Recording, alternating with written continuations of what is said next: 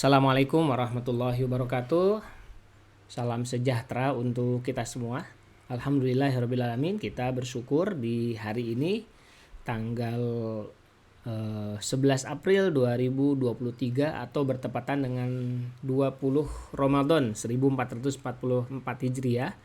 Kita semua bisa kembali bertemu di kelas Bistok edisi Ramadan, dan hari ini adalah pertemuan kita yang ketujuh dari 9 pertemuan yang kita jadwalkan. Nah, Bapak Ibu sekalian, di tema kita kali ini saya mengundang satu orang pembicara, seorang narasumber yang sesuai dengan tema yang akan kita bahas hari ini. Judulnya adalah bagaimana mengelola tim mengelola cara kerja remote working, ya, cara mengelola tim yang bekerja secara remote working dengan menggunakan MS Excel dan Google Sheet. Nah, hari ini kita akan membahas bagaimana caranya. Nah, kalau kita perhatikan Bapak Ibu sekalian, ya, di tema-tema kita terdahulu, salah satu dari perubahan cara kerja yang muncul setelah era VUCA adalah bergesernya orang kepada cara kerja yang dulunya 9 to 5 menjadi cara kerja yang waktu tidak dibatasi oleh waktu. Bahkan tidak hanya itu, tidak hanya dibatasi oleh waktu, tetapi juga tidak dibatasi oleh tempat, sehingga memungkinkan setiap orang itu bisa bekerja dari manapun, melalui media apapun dan kapanpun. Nah, mungkin sebagian dari Bapak Ibu sekalian ada yang sudah mulai menerapkan kerja remote working atau bekerja secara remote, atau sebagian lagi menyebutnya dengan work from home. Apalagi di era COVID kemarin tahun 2001, 2022, 2022 mungkin mengharuskan kita bekerja secara remote di rumah. Nah, mungkin bagi sebagian kita ini menjadi sesuatu yang asing, sesuatu yang berat, sesuatu yang sulit untuk dijalankan. Tetapi seiring dengan perjalanan waktu, ternyata kita bisa loh melakukannya. Bahkan di kami di Supersonality Institute, Bapak Ibu sekalian, kerja remote atau remote working itu menjadi sesuatu yang sampai sekarang masih dilakukan oleh kami. Ya, sampai saat ini pun kami menjalankan bisnis dengan cara remote working. Nah, Bapak Ibu sekalian, tentu saja kalau kita berbicara tentang remote working itu ada banyak keuntungan. Ya. Di antara keuntungannya adalah kita tidak harus mencari talent yang ada di area kita, tapi kita bisa mencari talent di luar dari area kita. Misalnya kalau saya di Jawa Tengah, saya punya talent di Jawa Barat, Jawa Timur, bahkan sampai Aceh, tanpa harus mereka datang ke tempat kita. Salah satu keuntungannya begitu. Tetapi salah satu kelemahan dari remote working ini adalah bagaimana kita melakukan fungsi kontrol, ya, mengontrol tim kita, memastikan bahwa mereka menjalankan tugas-tugas dengan baik. Nah, ini baru menjadi sebuah masalah.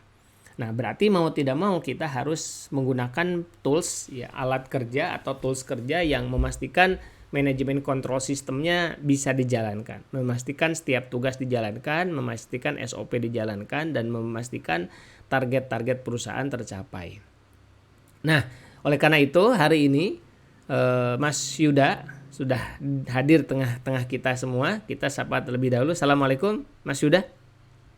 Waalaikumsalam warahmatullahi wabarakatuh. Siap, Baik, Coach. sehat ya? Alhamdulillah. Kemarin kita ketemu secara offline, hari ini kita ketemu secara online. Oke, hari ini waktunya nggak panjang Mas Yuda, hanya 1 jam maksimal sampai Ya, 1 jam seperempat lah. Jadi jam 17.15 mungkin selesai. Nah, ini kita akan membahas, karena Mas Yuda ini kan pakar di bidang finansial sebetulnya di kami di Supersonality Institute, tetapi beliau juga punya kompetensi mengulik Excel menjadi salah satu tools kerja yang sangat efektif.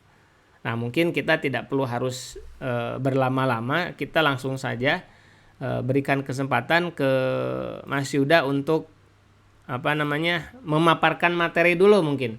Ini memang belum open cam ya? siapa, Coach?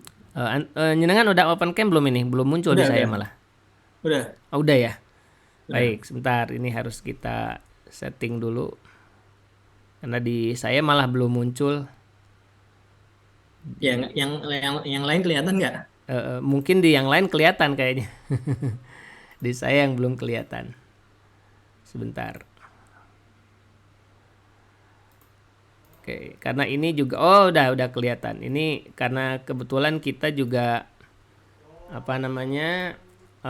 sedang live juga, nanti harapannya bisa live juga. Oke, Mas Yuda, monggo dipersilakan. Ya, siap Kang. Matur nuwun. Ya. Bismillahirrahmanirrahim. Assalamualaikum warahmatullahi wabarakatuh.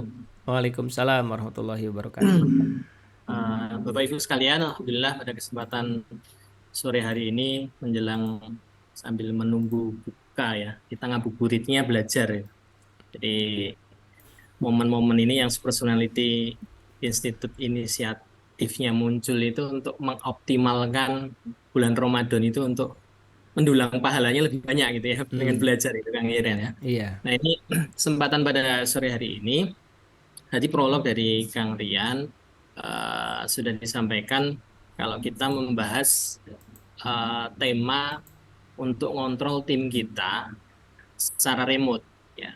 Tadi saya sampaikan sekarang modelnya kan untuk pekerjaan banyak yang sudah dilakukan koordinasi tidak harus satu momen di satu tempat di kantor kita, tapi bisa dilakukan di mana saja gitu. Artinya posisi yang satu ada di Jakarta, yang satunya di Surabaya, di Aceh. Yang kemarin kalian sempat punya tim yang di Aceh juga Iya. bisa dilakukan seperti itu. Artinya ini sudah bisa dilakukan. Saya pun melakukan itu dengan beberapa teman-teman trainer koordinasi ketika kita ada job untuk ngisi materi.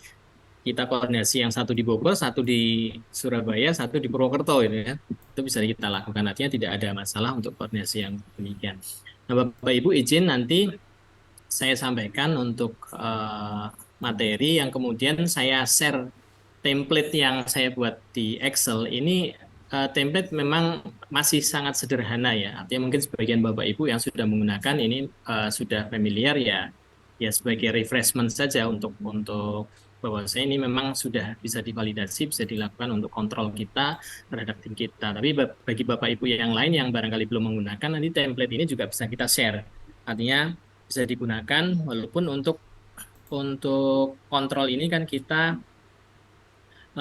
menyusun berdasarkan OKR ya. Mungkin beberapa kali Kang Rian sudah menyinggung antara OKR KPI gitu ya. Tapi ini kita uh, berdasarkan dari OKR yang kita susun untuk objektif di perusahaan kita mungkin bisa diturunkan ke divisi, bisa juga dipersempit yang lain lagi. Tapi ini based on OKR itu ya. Jadi kita menentukan objektifnya dulu, nanti tahapan-tahapan yang lain bisa di breakdown di template ini. Tentunya ini bisa dikustomisasi untuk di masing-masing lembaga Bapak Ibu sekalian ya, tidak baku demikian, tapi nanti bisa dikustomisasi di masing-masing institusi Bapak Ibu sekalian.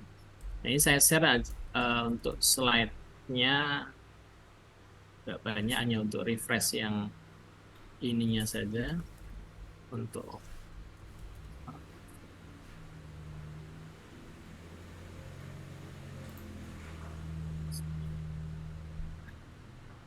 udah kelihatan ya Kang? Sebentar. Udah. Oh, udah kan? Ya. Ya. Ini Bapak Ibu saya prolog sebentar sebelum nanti di template ya, nanti kita banyak diskusi juga kalau memang ada yang perlu didiskusikan. Jadi kita ketika mengorganisir tim kita dari tadi yang mungkin ada di beberapa tempat, kemudian bahkan di satu tempat pun tetap kita tentunya perlu untuk memonitor pekerjaan masing-masing dari tim kita.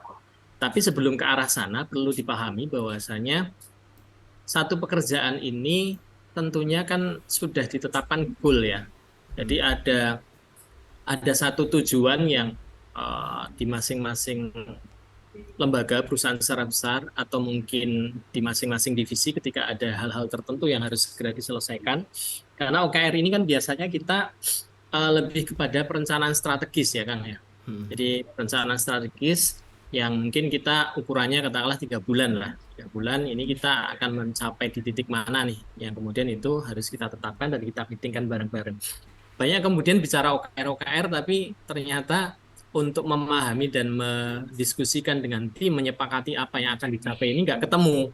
Makanya ini yang perlu di awal kita menyepakati bahwasanya kemarin kita diskusi dengan klien yang kita dampingi juga sama Kang Rian, ya harus memang kita sepakati dulu, harus duduk bareng-bareng di para pemangku kepentingan ini yang akan merumuskan kebijakan ke depan, apa sih goalnya yang perlu dicapai dan objektifnya apa, key resultnya apa, ukurannya harus jelas dan harus sepakati. Karena kalau nanti berjalannya waktu, kesepakatan artinya aktivitas yang muncul dari key result yang sudah ditetapkan ini berbeda persepsi dengan si pelaksanaan, tentunya ini nggak akan ketemu nih. Bisa jadi Hmm. protes di tengah jalan, protes lagi itu kan tujuannya nggak kayak gitu, hasilnya nggak seperti yang diharapkan. Iya. Jadi ini mengulas sedikit yang untuk OKR. Jadi yang OKR objektif key result ini kita harus menentukan objektifnya dulu. Jadi objektif itu lebih kepada hal yang bisa dibilang lebih singkat ya, merumuskannya lebih singkat. Tapi ini dampaknya uh, akan kita nikmati ketika ini semuanya tercapai.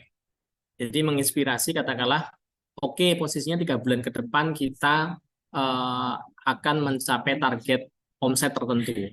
Atau bahkan mungkin tidak berbicara angka juga, bisa juga 3 bulan ke depan kita harus bisa membenahi SOP internalnya kita. Ya, itu karena tujuan masing-masing ini kan pembenahan di organisasi kan berbeda-beda ya, tujuannya objektifnya berbeda-beda.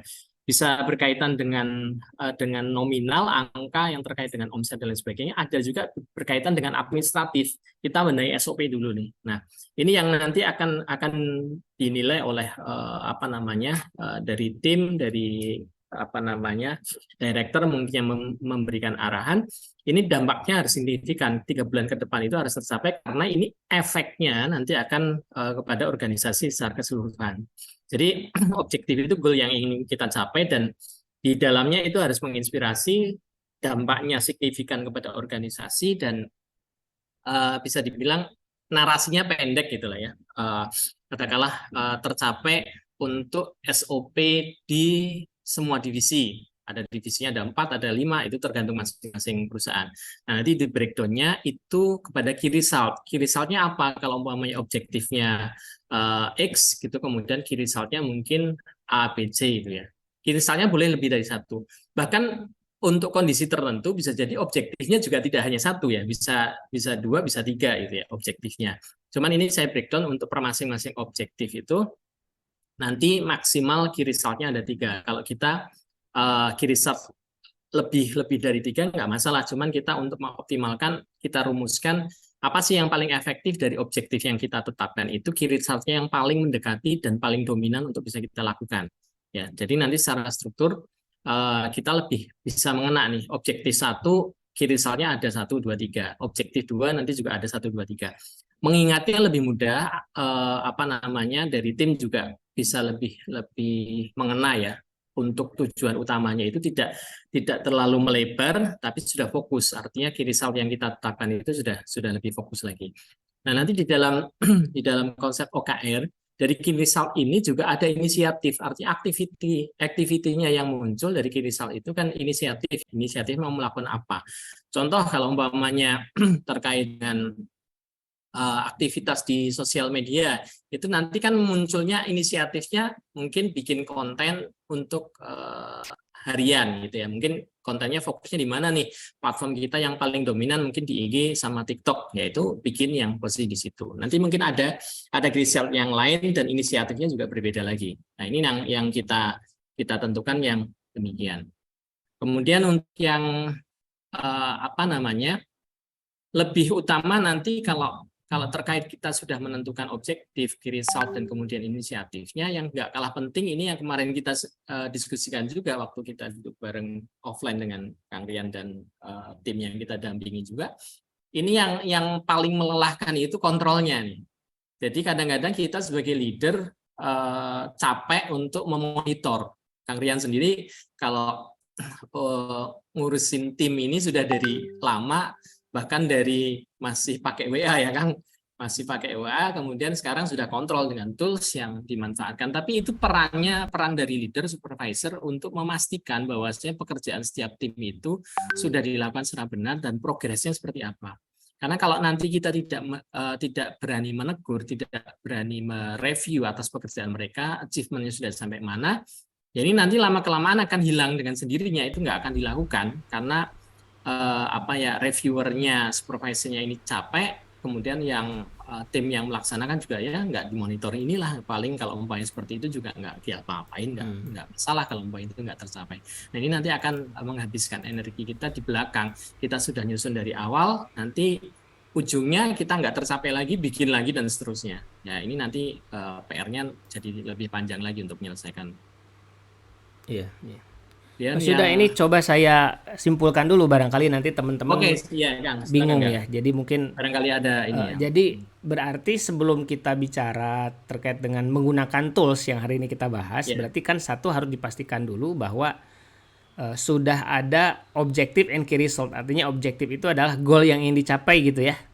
Ya, Harus ada goal yang ingin dicapai dengan indikator-indikator yang terukur gitu ya. betul. Nah, karena dari goal yang tercapai ada indikator yang terukur, maka nanti ujung-ujungnya kan berarti ada tindakan-tindakan terukur begitu kan? Betul. Oke, Ya. oke, oke. Kemudian Ya. yang kedua berarti mereka yang bekerja secara remote ini dia harus sudah jelas apa fungsi, kewenangan, tugas, tanggung jawabnya gitu ya berarti ya. Yes. Oke, Betul, Kang. oke, oke. Iya, jadi itu kesimpulannya. Lanjut, silakan. Ya, menambahkan sedikit tadi yang sampaikan Kang Rian. Jadi ada juga begini Bapak Ibu. Jadi objektif yang target besarnya kita, goalnya apa, kemudian indikatornya, key result-nya yang terukur itu apa, activity-nya juga nanti harus relate ya dengan key result-nya. Yang kemudian tadi dikaitkan dengan, karena ada penanggung jawab nih, penanggung jawabnya siapa, itu jangan lupa posisinya di perusahaan itu kadang-kadang menugaskan staf kita, tim kita, tapi di belakangnya nggak ada backup-nya nih. Backup yang saya maksud itu nggak ada job desk-nya, nggak ada SOP-nya. Itu nanti kacau posisinya. Jadi mereka sudah keluar jalur atau bahkan mereka bisa protes ke kita, itu memang job desk saya seperti itu. Nah ini perlu Bapak Ibu sekalian pastikan bahwasanya SOP dan job desk untuk masing-masing individu itu sudah divalidasi, dan ketika merekrut karyawan baru itu perlu disampaikan. Ya, jangan sampai kemudian rekrut masuk jalan itu learning by doing saja sudah melakukan itu, tapi dia tidak tahu esensi pekerjaannya dia apa. Jadi itu perlu untuk Bapak Ibu sekalian, untuk karyawan baru atau bahkan karyawan lama pun perlu untuk periode tertentu itu di refresh kembali, job desk-mu ini loh. Jadi nanti kalau ada beberapa perubahan ya silakan dilakukan perubahan, karena bisa jadi yang job desk yang lama sudah nggak relevan dengan kondisi yang sekarang. Nah, ini saya ngambil di beberapa referensi ya yang terkait dengan objektif, tapi nanti yang saya buat berbeda sedikit untuk template-nya yang nanti bisa dimanfaatkan oleh Bapak Ibu sekalian. Jadi yang tadi saya sampaikan, objektif itu bisa juga tidak hanya satu, tapi lebih dari satu. Nah, nanti key result-nya juga per masing-masing objektif tidak hanya satu, bisa lebih dari satu. Nah, kalau template yang saya buat hampir mirip dengan yang ini, karena kemarin kita sempat diskusi juga ya Kang. Artinya kalau umpamanya key result itu kan harus terukur ya. Objektif itu general, tapi key result itu harus ada ukurannya. Meningkat 50%, meningkat sekian unit, mendatangkan customer baru sekian orang, atau kemudian yang download aplikasi sekian user dan seterusnya. Itu ada ukurannya, harus terukur. Nah, kemudian bagaimana kita memastikan ukuran ini kemudian bisa kita validasi ini sudah tercapai berapa persen? Karena beberapa yang saya lihat di pembahasan OKR itu kan tidak melihat masih sedikit yang kemudian membahas baseline-nya berapa sih kalau kemudian kondisi kita mau meningkatkan sekian rupiah atau X%, itu baseline-nya jarang dibahas gitu ya. Jadi makanya kita menyimpulkan OKR ini kan selalu yang dibahasnya objektifnya, key result-nya, inisiatifnya ya. Tapi untuk parameter ngukur ini sudah tercapai berapa persen, berapa banyak dan seterusnya. Ini tentunya Bapak Ibu harus menetapkan kondisinya nanti posisi yang sekarang itu baseline-nya berapa, targetnya berapa, achievement-nya pada titik tertentu ketika kita review entah itu hari, mingguan dan seterusnya, itu ada ukurannya. Jadi posisinya yang pertama itu sudah baseline-nya, kondisi sekarang kita titiknya di sekian rupiah nih. Kemudian targetnya naik sekian persen, otomatis ketemu X rupiah. Nah, nanti X rupiah ini akan kita bandingkan peningkatannya 20% itu sudah tercapai berapa persen untuk di posisi aktualnya. Itu nanti untuk ukuran kita mereview tim kita sudah sejauh mana. Untuk ukuran angkanya ya yang terukur yang kita sambungkan dengan key result. Walaupun kita reviewnya ke tim kita menanyakannya activity-nya atau inisiatifnya. Ini sudah dilakukan atau belum? Yeah. Kok ini masih tercapainya sekian persen, belum sampai 100%. Atau ini sudah mendekati deadline, kita targetkan katakanlah 2 bulan harusnya tercapai sekian, kok ini masih jauh. Ini kendalanya apa? Activity yang dicantumkan, karena yang mencantumkan mereka ya. Activity yang akan dilakukan apa yang kita validasi, ini aktivitasnya sudah dilakukan atau belum? Ya.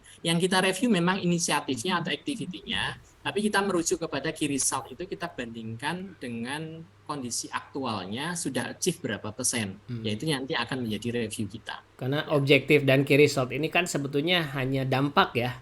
Betul. Dampak dari activity-nya kan. Activity atau inisiatif. Jadi kalau dari objektif atau key result-nya tidak atau belum tercapai, pasti ada yang salah dengan inisiatifnya ya, dengan tindakan-tindakannya ya.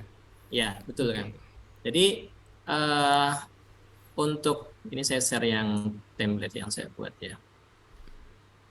Jadi ini kita belajar hal yang sederhana dulu Bapak Ibu, tanpa mengecilkan Bapak Ibu mungkin sudah pernah membuat atau belajar juga. Ini udah kelihatan ya kan? Kelihatan. Oke. Jadi sebentar.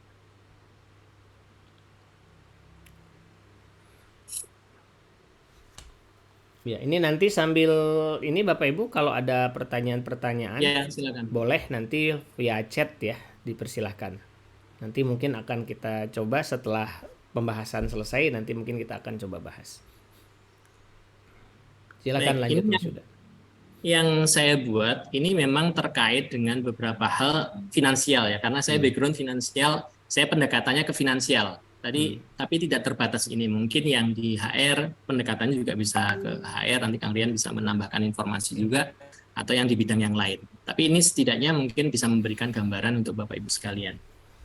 Ini tabel hampir sama seperti yang tadi, cuman berbeda implementasinya ya. Kalau tadi kan ukurannya ada target, ada aktual. Kalau saya ada sedikit tambahan-tambahan supaya nanti bisa menjadi ukuran Bapak Ibu sekalian untuk mengimplementasikan di lembaga Bapak Ibu. Ini contoh umpamanya ini. Posisi kita di target yang awal ya. Jadi objektifnya kita punya objektif untuk membukukan omset 5 miliar nih. Ya. Membukukan omset 5 miliar. Ini kan objektifnya. Nah, kemudian indikatornya apa untuk bisa posisi di sana key result-nya itu ini bisa tercapai. Kan key result itu how to do gitu ya. Posisinya sebenarnya bagaimana kemudian ini bisa mencapai 5 miliar itu key result-nya apa sih? Nah, ini key result yang saya buat di sini ini meningkatkan penjualan dari sisi online ya. Yang offline-nya tetap jalan, tapi online-nya ini ditingkatkan nih 50%. Nah, yang tadi saya sampaikan, kita ada ukuran baseline. Kondisi sekarang yang penjualan online itu terjual berapa piece sih? Berapa pieces gitu ya. Baseline itu berarti kondisi saat ini ya? Iya, kondisi saat ini. Kan kita mau meningkatkan ketika ini kita susun, kita sudah tahu baseline kita, titik awal kita, kita ternyata yang penjualan dari keseluruhan penjualan setelah kita validasi, datanya kita ada, itu terjual 50.000 pieces gitu ya. Makanya ini penting juga Bapak Ibu terkait dengan data ya. Data itu sangat penting karena nanti ketika kita membuat dashboard nih nanti untuk hari Jumat ya kan, mungkin untuk membahas dashboard itu kunci utamanya adalah ada data historis.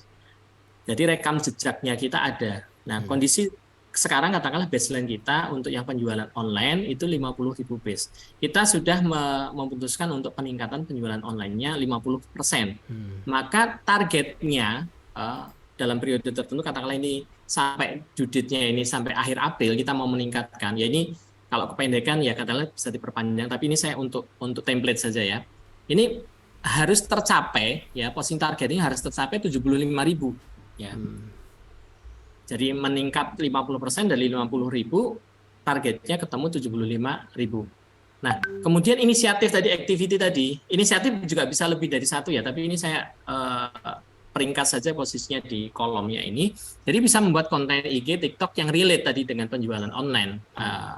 Mungkin terkait dengan apa produknya yang seperti apa yang perlu dipromosikan, itu nanti membuat konten. Ini breakdownnya lagi nanti ada setiap hari harus melakukan apa, copywritingnya bagaimana ya nanti bisa dilakukan di masing-masing penugasan gitu ya. Tapi ini saya contohkan ini membuat konten IG untuk diposting harian gitu nanti yang diverifikasi. Nanti ini juga bisa di breakdown lagi tugas yang seperti ini katakanlah posisi di apa namanya menjadi objektif di divisi yang lain juga mungkin bisa gitu ya. Jadi untuk meningkatkan penjualan online di 50%, kemudian breakdownnya aktivitinya bisa di breakdown untuk menjadi key result di divisi yang berbeda. Ini kan umum ya posisi di perusahaan, tapi bisa jadi di masing-masing divisi nanti juga bisa membuat itu. Kemudian penanggung jawabnya siapa? Si A gitu ya. Kemudian dia bagian dari CS online. Nah, dia bisa melakukan aktivitas gitu. Ditargetkan kapan? Due-nya ini sampai 30 April nih, sampai dengan akhir April, 75.000 pieces ini harus bisa tercapai. Ya, harus bisa tercapai. Jadi tanggal 30 April itu harus sudah tercapai. Nah, ini kolom reminder ini untuk membantu ya. Ini memang saya tambahkan sendiri sih. Kolom reminder ini untuk membantu kita supaya apa? Supaya kita ini kurang berapa hari sih? Contohnya di bawah ini kurang 4 hari. Nah, ini nanti Bapak Ibu bisa muncul warning ya di sini karena memang ada template yang sudah terbiasa Excel sih nggak susah ya untuk membaca ini.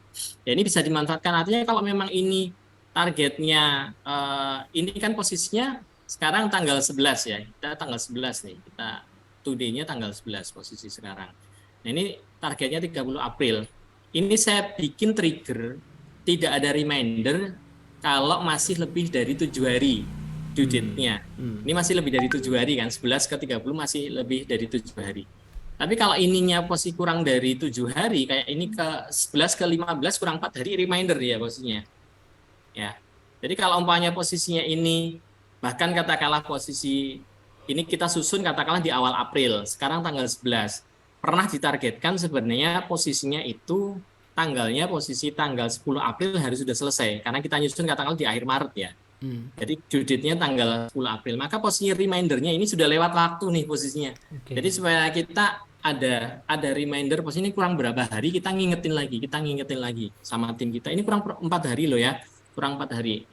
Nah nanti supaya nanti ke kontrol. Kalau sudah lewat, udah deh posisinya dia nanti harus direview, kita panggil atau apa kita. Kalau kemarin kan kalau bikin strategi baru, apakah ini salah penetapan untuk key result-nya atau inisiatifnya yang kurang atau apa kalau sudah lewat waktu tapi belum tercapai ya.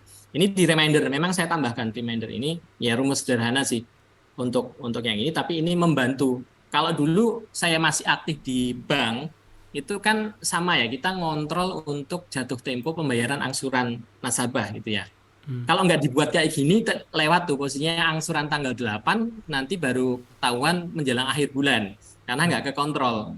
Harusnya kan tetap dikontrol dengan template yang seperti ini, begitu lewat 1 hari sudah reminder ke marketingnya. Ini udah terlambat 1 hari, harus ditagih. Artinya jedanya supaya tidak terlalu jauh dari jatuh tempo.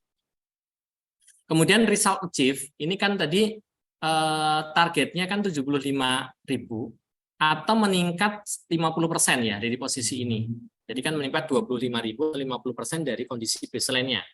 Nah, ini nanti kalau ini masukin manual ya, artinya ini posisi pada saat kita melaporkan itu sudah tercapai berapa sih, dari 75.000 kita sudah tercapai 62.000. Nah, 48% itu dari mana? Dari target tadi, posisi yang 75.000 ini sudah tercapai 62.000, tapi ini lebih ke apa namanya?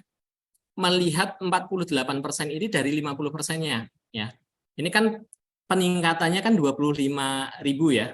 Peningkatannya 25.000.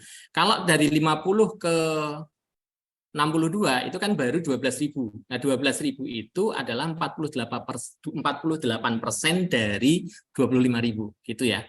Jadi membacanya ini bukan 62 ini dibandingkan 75 bukan, tapi 62 ini kan sebenarnya di sana ada peningkatan 12.000 piece Karena baseline-nya kan 50.000 ya, baseline-nya 50.000, sudah meningkat 12.000 karena tersapai di 62.000, itu adalah 48% dari 25.000 yang seharusnya tercapai. Ya, karena peningkatannya kalau secara nominal kan sebenarnya di 25.000. Nah, itu membacanya. Kalau note ini sih bisa di masing-masing, bisa pakai, bisa skor juga bisa, atau catatan. Kalau kemudian memberikan catatan, bisa dari tim kita memberikan catatan di sini ada kesulitan apa yang mungkin menjadi bahan masukan kita untuk kita review, atau bahkan kita bisa memberikan catatan di sini tambahan, ada hal apa yang perlu kita perbaiki. Nah, ini template-nya demikian, artinya posisi untuk berapa pieces itu kemudian meningkatnya berapa, dan termasuk katakanlah baseline ini contoh untuk merekrut agen baru ya, membukukan omset 5 miliar itu salah satu yang kita wujudkan adalah kita harus merekrut agen baru nih 20 orang. Kondisi sekarang gimana? Nggak ada agen sama sekali, kita semuanya mengandalkan marketing kita. Ya, kita butuh 20, berarti kan memang baseline-nya 0, ininya 20 ya. Nanti buka loker untuk rekrutan agen, atau mungkin mahasiswa juga bisa dilibatkan sebagai agen. Nah, nanti targetnya kapan, itu tadi yang saya sampaikan, ini kurang 4 hari lagi, ini baru tercapai 4 orang nih, masih 20%, masih kurang 16 orang lagi, itu masih 80% yang harus dikejar untuk 4 hari lagi. Jadi ini nanti bisa direview, marketingnya bisa kita undang, ada kendala apa, kurang 4 hari lagi, kita masih kurang rekrut 16 orang gitu, karena baru tercapai 4 orang atau 20%. Ya. Kemudian meningkatkan produk penjualan, ini semuanya meningkat ya, dia merekrut atau meningkat. Ini bisa bundling produk. Inisiatif ini bisa di masing-masing ya Bapak Ibu, maksudnya untuk aktivitasnya yang relate dengan key result-nya. Kemudian ada yang posisinya di sini menurunkan ya. Kan ini ada meningkatkan, ada yang menurunkan. Otomatis nanti yang menyesuaikan di rumusnya ya, yang karena parameternya kan untuk turun ke posisi ini itu berbeda dengan tadi yang untuk naik gitu ya. Nah, ini objektif yang kedua saya tetapkan untuk yang terkait dengan finance itu adalah meningkatkan cash flow positif. Karena di perusahaan itu kan kadang-kadang ukuran omsetnya meningkat, labanya kelihatannya tinggi, tapi cash-nya nggak ada gitu ya. Kepundal-pundal untuk menyelesaikan kewajiban-kewajiban jangka pendek, kemudian pembayaran vendor, membayar gaji karyawan dan lain sebagainya. Nah, ini salah satu menjadi target adalah meningkatkan untuk cash flow positif dengan key result-nya yang pertama adalah meningkatkan penjualan tunai. Kenapa penjualan tunai? Karena ini cash flow langsung gitu ya, tidak penjualan kredit butuh nanti nagih mungkin 1 bulan atau 2 minggu, tapi kalau tunai itu langsung kita terima tunai. Kemudian ada diskon tunai ini untuk program ya, diskon tunai untuk 100 pembeli pertama atau berapa pembeli pertama ya, monggo saja. Ini baseline-nya 0, kemudian targetnya kita 100 orang. Kemudian menurunkan total piutang. Total piutang baik itu yang piutang lancar maupun macet ya. Artinya lebih prioritas ke yang macet, tapi yang lancar pun tetap menjadi target kita, bahwasanya yang kan dihutang itu kita geser ke cash deh posisinya ya. Nah, ini inisiatifnya bisa kita memberikan kebijakan pembatasan penjualan secara kredit. Jadi penjualan semuanya tunai deh, nggak ada kredit-kreditan lagi, nggak ada tempo-tempoan lagi. Itu sampai peningkatan penjualan tunainya itu dari 250 juta meningkat menjadi 375 juta ya. Kalau hitungan di belakangnya ini sama, sudah kita rumus posisinya tercapai, katakanlah posisi di sini angkanya berapa, sudah tercapai sekian persen. Nah, begitu juga untuk yang lain. Nah, yang menurunkan, ini kan kita punya total piutang posisi di baseline-nya kita ada total piutang 200 juta. Nah, kita mau menurunkan 40%-nya. 40%-nya ini turun menjadi 160 juta ini ya. Jadi total 160 juta. Nah, ini nanti apa namanya? Ini sebentar. Ini benar kan? Oh, ini salah, sorry. Nah, ini turun 40%, berarti turun 80 juta menjadi targetnya 120 juta. Nah, ini posisinya sampai dengan target akhirnya nanti di April, posisi sekarang belum bergerak nih karena masih 200 juta. Ya, masih 200 juta. Nah, nanti otomatis kalau ini berubah posisinya, katakanlah ini dari 200 juta targetnya 120 juta. Ini kalau kita bergerak posisinya di sini menjadi 190, ini berarti sudah tercapai 12,5% gitu ya. Nah, ini kita bergerak posisi itu ngontrol, oh sudah turun karena targetnya 120, ini baru tercapai 190. Tapi ini sudah bergerak 12,5%. Ini rumusnya berbeda dengan yang kenaikan ya. Saya balik rumusnya. Jadi itu menyesuaikan kondisi itu, dan kemudian kalau contoh yang terakhir untuk objektifnya itu kita menurunkan rasio tertentu ya di secara finansial.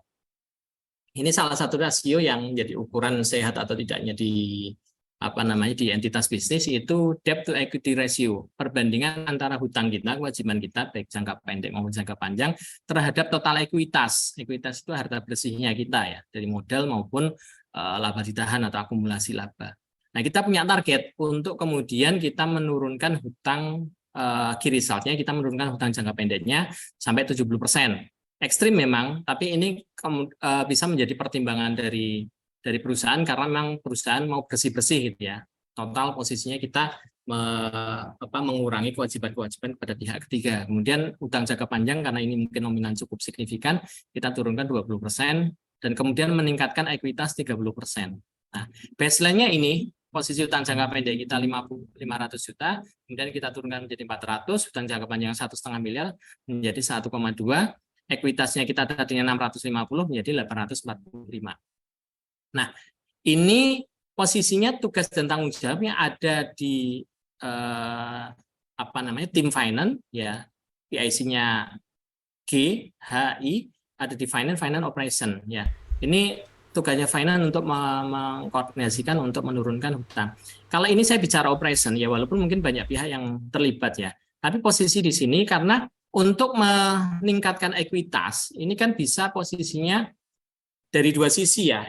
Ekuitas itu bisa dibenahi atau ditingkatkan dengan yang pertama itu komitmen dari pemilik untuk menambah modal di usahanya ya. Ketika memang ini butuh disupport ya memang harus ngelontorin modal lagi. Yang kedua bisa melakukan efisiensi biaya dan meningkatkan omset ya, karena omset sudah kita bahas revenue-nya di atas. Saya bicara di sini adalah efisiensi biaya. Karena dengan meningkatkan revenue, meningkatkan omset, efisiensi biaya itu akan otomatis dampaknya kepada laba. Laba itu posisinya ketika itu masih berproses menjadi laba tahun berjalan, itu kan posisinya juga di sisi ekuitas ya. Ekuitas itu menambah posisi di sisi ekuitas itu di laba rugi tahun berjalan. Nah, nanti kalau sudah closing di akhir tahun, itu baru nanti kita tetapkan kalau kita posisinya PT, kita tetapkan bagi dividen berapa, kemudian yang ditahan sebagai tambahan untuk modal itu berapa. Itu baru nanti jadi komponen fix itu tambahan modal di sisi ekuitas. Nah, ini ukuran-ukuran yang seperti ini Bapak Ibu bisa custom di masing-masing lembaganya Bapak Ibu sekalian, karena ini template-nya saya buat sederhana untuk memberikan ilustrasi pemahaman Bapak Ibu sekalian, tapi ini setidaknya dengan monitoring yang seperti ini, timnya Bapak Ibu diberikan ini yang bisa ditempelin di Google Sheet, atau kemudian ini kalau memang posisinya familiarnya dengan Excel ya bisa dikirimkan. Pokoknya setiap hari harus report posisi untuk update-nya seperti apa, dan review-nya itu harus dimonitor setiap hari, setiap 3 hari sekali atau setiap minggu sekali, itu harus dimonitor ini progresnya sudah sejauh mana. Karena nanti ini akan evaluasi, katakanlah setiap minggu kita meeting gitu ya. Nah, ini kita posisinya fokusnya di sini. Ini sudah tercapai sejauh mana nih posisinya, kendalanya apa? Karena jangan sampai kemarin di posisi kita dari diskusi kita mau meeting mingguan itu bingung Kang, bosen gitu ya kemarin ya. Ini ya karena nggak ada target yang harus dicapai dan harus direview. Nah, kalau ada targetnya sudah sepakati, reviewnya berdasarkan pencapaian dari target. Mungkin ini sementara dari saya Kang, kalau mau ditambahkan atau diskusi. Ya, ini menarik ya Bapak Ibu, meskipun temanya adalah tentang remote working ya, menggunakan tools Google Sheet atau Excel untuk mengelola tim yang bekerja secara remote working, tapi saya kira mungkin kita yang bekerja secara offline pun, artinya di kantor, kadang-kadang kita tuh nggak punya tools yang dipakai untuk mengontrol kinerja teman-teman.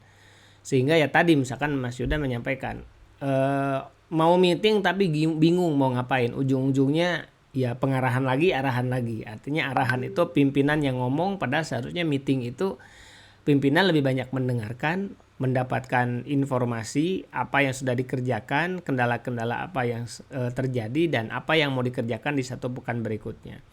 Nah, paling tidak mungkin dengan menggunakan tools itu, jadi kita tidak perlu harus misalnya kita punya software bagus dan lain sebagainya. Karena persoalannya sebetulnya bukan di softwarenya, bukan di toolsnya ya Mas Yuda ya. Tapi Ya, bagaimana kita itu membangun kebiasaan atau membangun budayanya terlebih dahulu. Nah, ini mungkin yang saya pikir jauh lebih penting. Jadi makanya tadi di awal itu harus pasti dulu apa goalnya. Nah, goal kita kan ada goal yang setahun jelas ya, bicara strategi.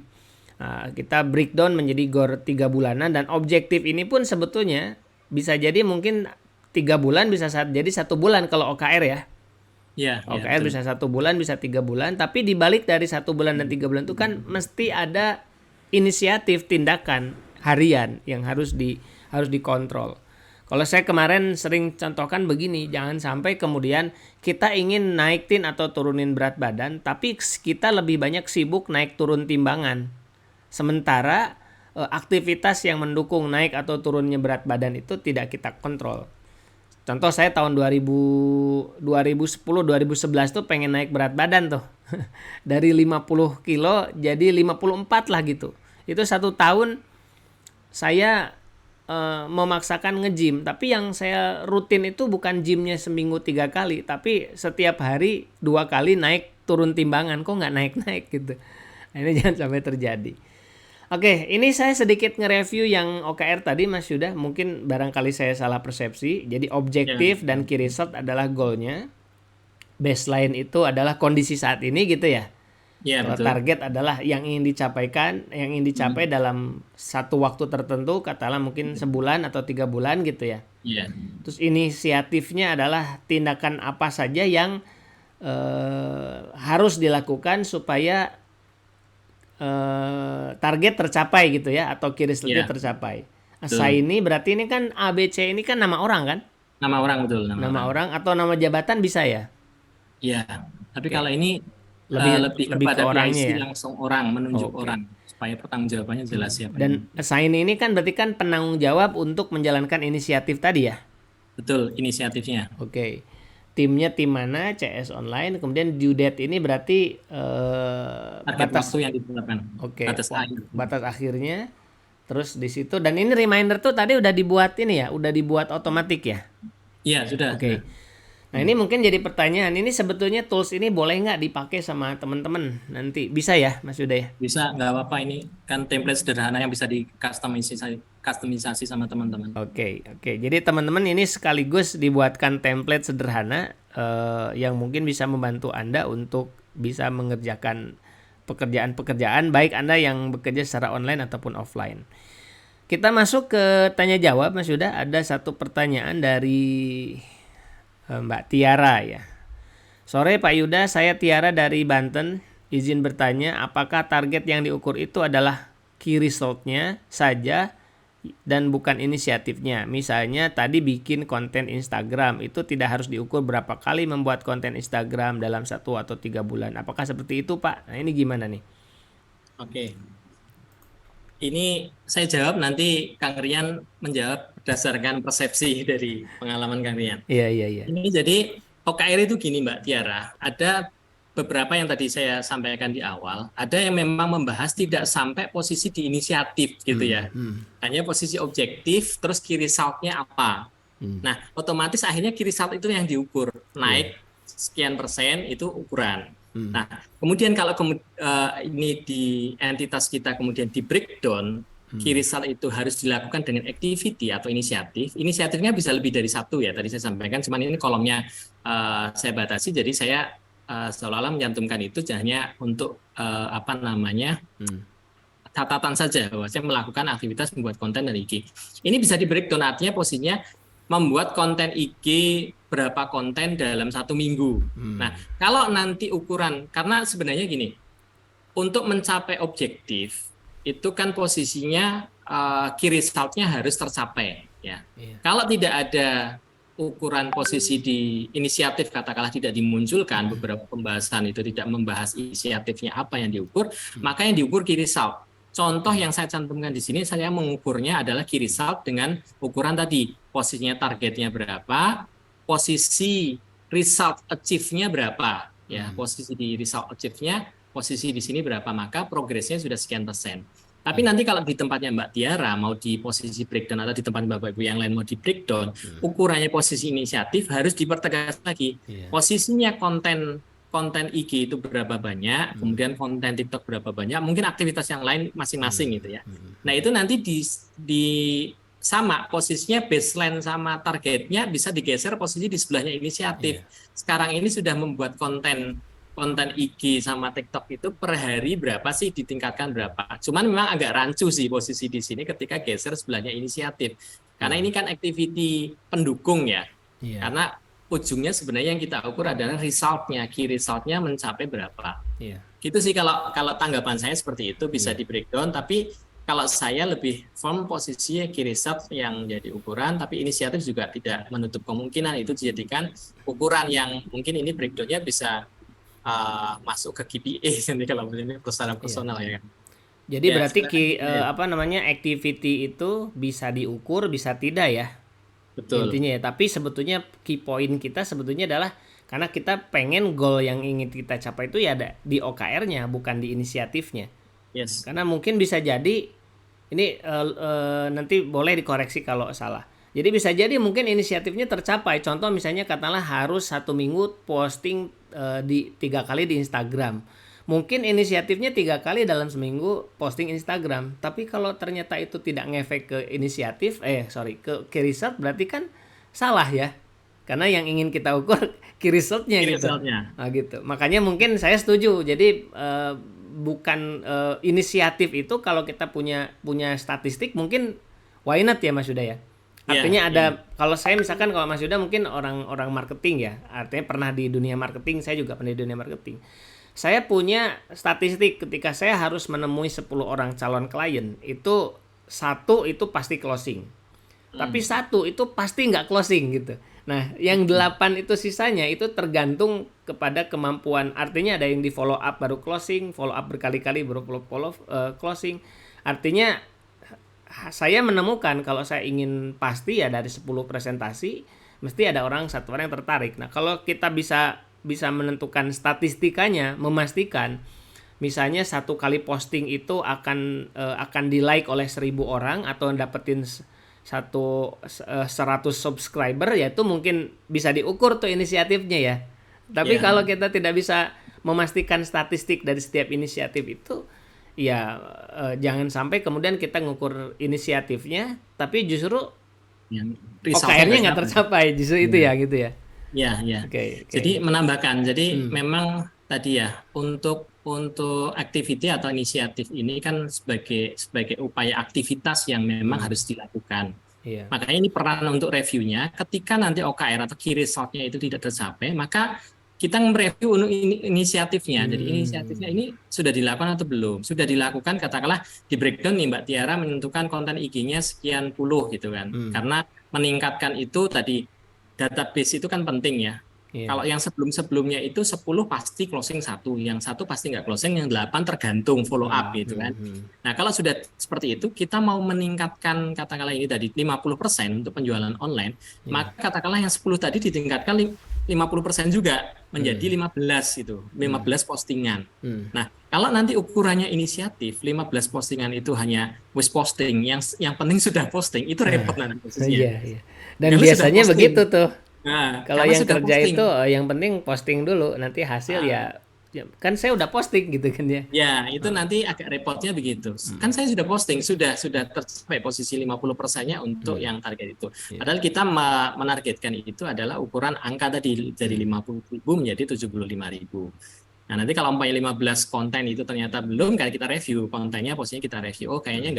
nggak harus 15 nih, atau tetap posting 15 tapi caranya yang kita ubah atau Oke. bagaimana timingnya gitu. Bisa jadi begitu. Jadi yang direview kalau OKR sifatnya tuh udah tetap, tapi kalau Ya, inisiatif bisa berubah ya. kita berubah di Artinya review. misalkan, wah ternyata kita punya project 1 bulan, satu Hmm. minggu kita review, ternyata ini dengan inisiatif ini tuh hasilnya tidak terlalu signifikan, bisa jadi mungkin harus ganti inisiatifnya gitu ya. Ya betul kan. Oke, oke, oke. Oke, kita lanjut ke pertanyaan yang kedua. Ini dari Mas Mas Nazif. Sore Pak Yuda dan Pak Rian, saya Nazif dari Bekasi. Di tingkat jabatan apa saja yang bisa dibuat OKR ini? Terima kasih. Silakan. Ini, ya kalau kalau posisinya OKR itu sebenarnya kalau kalau saya melihat ya ini kan eh, objektif itu bisa menjadi objektif perusahaan secara keseluruhan bahwa saya ini nanti mau mencapai objektif atau goal seperti apa atau yang tadi saya sampaikan mungkin divisi tertentu punya target marketing ini posisinya apa namanya ada program tertentu yang kemudian harus dicapai. Makanya posisi di level jabatan apa ini kalau jabatan kan lebih kepada posisi si assignee posisinya dia di tim mana kan, posisinya di level jabatan apa itu. Jadi kalau ini lebih objektif, kalau pendapat saya ya, ini posisinya lebih kepada organisasi sih.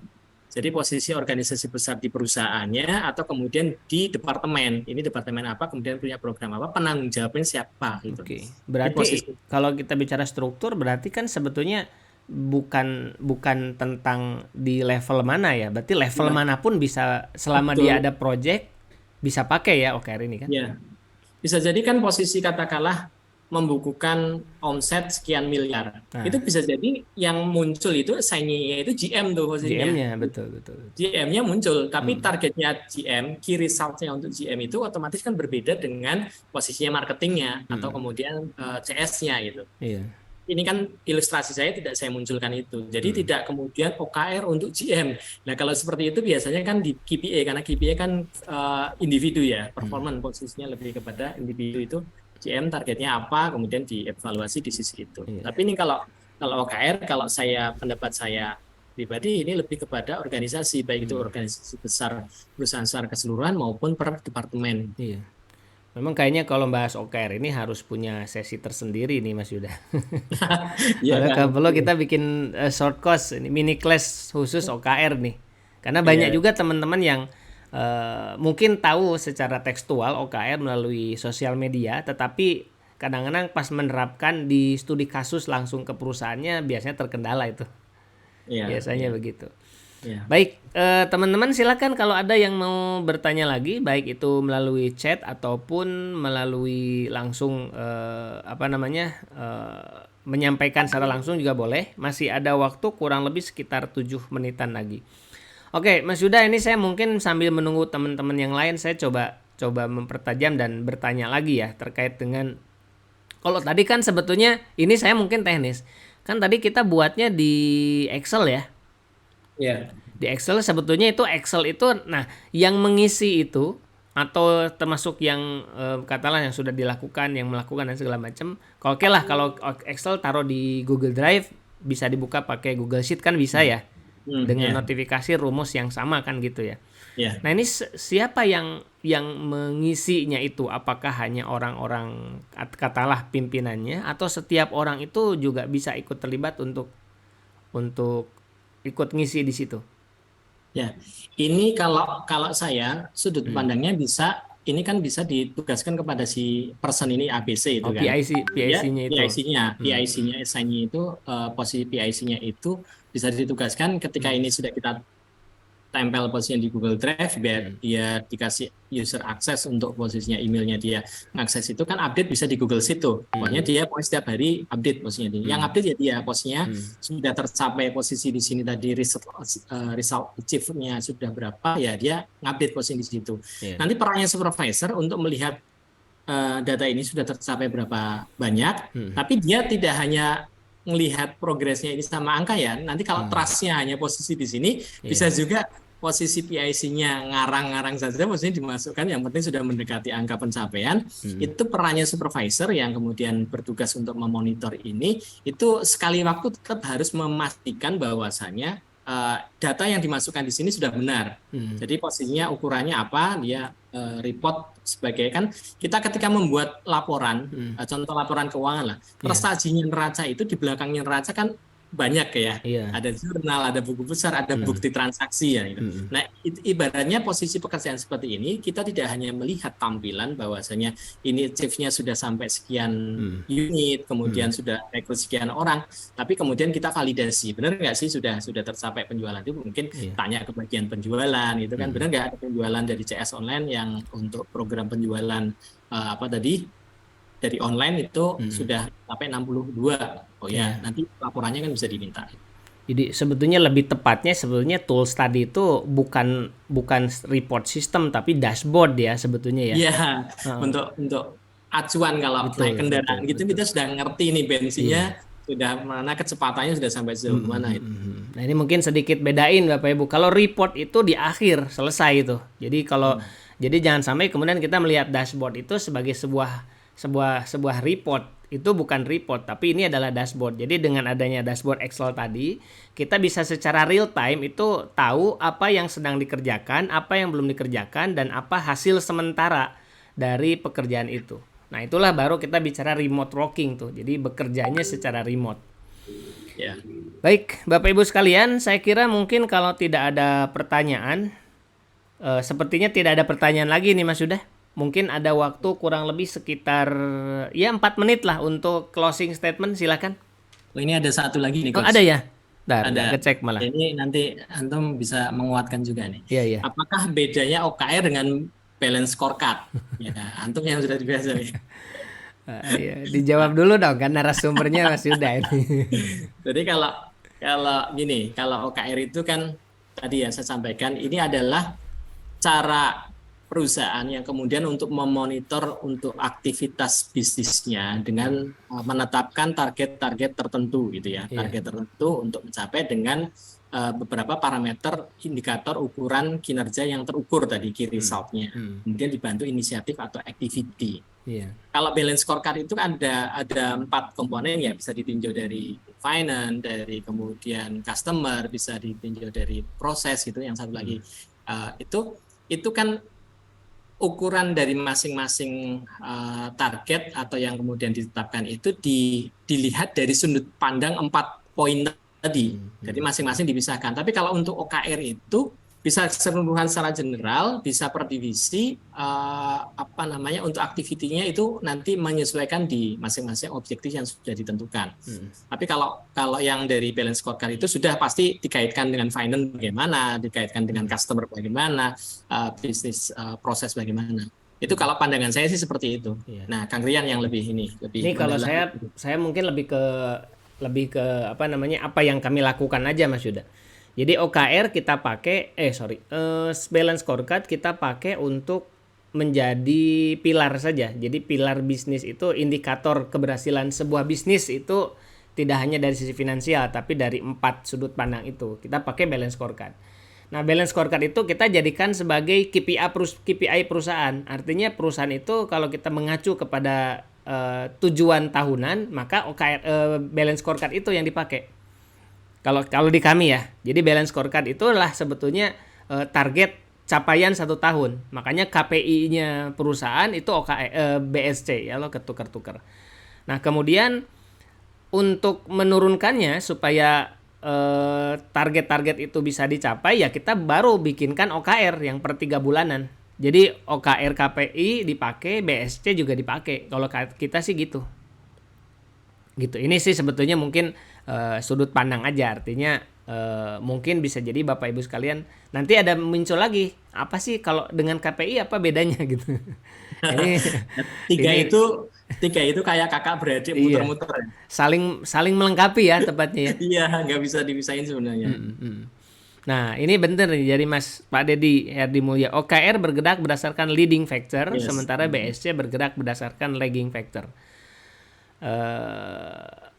Ya ini nanti kita jadi panjang lagi nih ceritanya ya. Mungkin next time kita akan bahas ini ya. Oke Mas Yuda, silakan. Sudah jam 5 ini closing statementnya. Baik, Kang. Terima kasih, Kang Rian, Bapak Ibu sekalian.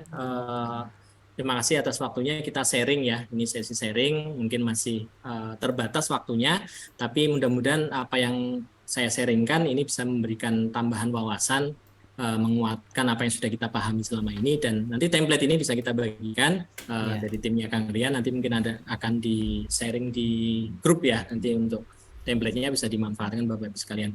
Ya. Saya kalau ada hal yang kurang berkenan, kurang memuaskan karena waktunya terbatas, ya bisa kita lanjutkan di next time, nanti mungkin ada agenda-agenda yang lain dari personal ini. Terima kasih Kang Rian, Bapak Ibu sekalian.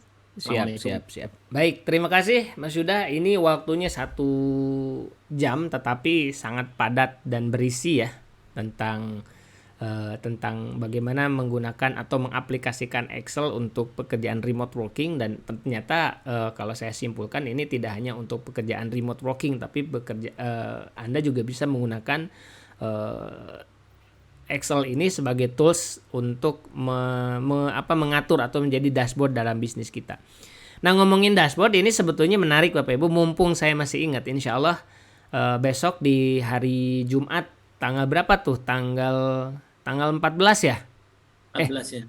14 atau 13 ya? Tanggal 14. ya, tanggal hari Jumat ya Bapak Ibu, tanggal 14 ini ada materi menarik dari Mas Yuda. Judulnya apa ya? Membuat dashboard bisnis. Membuat dashboard bisnis Bapak Ibu. Jadi ini menarik, kalau barusan kan mungkin baru tentang menggunakan tools Excel untuk remote working. Nanti Mas Yuda akan membahas di mini class kita membuat dashboard bisnis. Nah, dashboard bisnis itu penting banget Bapak Ibu, karena dengan dashboard itulah kita itu bisa tahu apakah bisnis kita itu dalam keadaan sehat atau sakit dari sudut pandang apapun, baik dari finansial dan lain sebagainya. Nah, terutama dari finansial. Nah, bagi Bapak Ibu sekalian yang mungkin punya keluangan waktu atau bahkan mungkin memang membutuhkan cara menyusun dashboard bisnis ini, nah, nanti silakan hadir di kelas mini class kita ya. Ini mini class ini sebenarnya ada 3. Kemarin saya, kemudian besok hari Rabu Mas Ahid, kemudian nanti hari Jumat Mas Yuda. Saya kira itu saja dengan tema yang berbeda-beda tentu saja. Baik, informasi lebih detail dan lain sebagainya Bapak Ibu sekalian bisa melihat di website ya. Atau kalau bingung juga masih boleh bertanya ke Mbak Bara di nomor handphone atau di grup Bistalk yang Bapak Ibu semua ikuti. Nanti untuk materi atau slide Mas Yuda nanti juga akan dibagikan juga di grup WA masing-masing Bapak Ibu sekalian. Baik, saya kira itu. Terima kasih sekali lagi Mas Yuda. Ya. Dan terima kasih teman-teman sekalian sudah berkenan untuk mengikuti kelas kita secara konsisten. Ada 30 orang sampai akhir acara ini. Terima kasih sekali lagi. Mohon maaf jika ada kekurangan. Saya tutup. Assalamualaikum warahmatullahi wabarakatuh. Waalaikumsalam warahmatullahi wabarakatuh.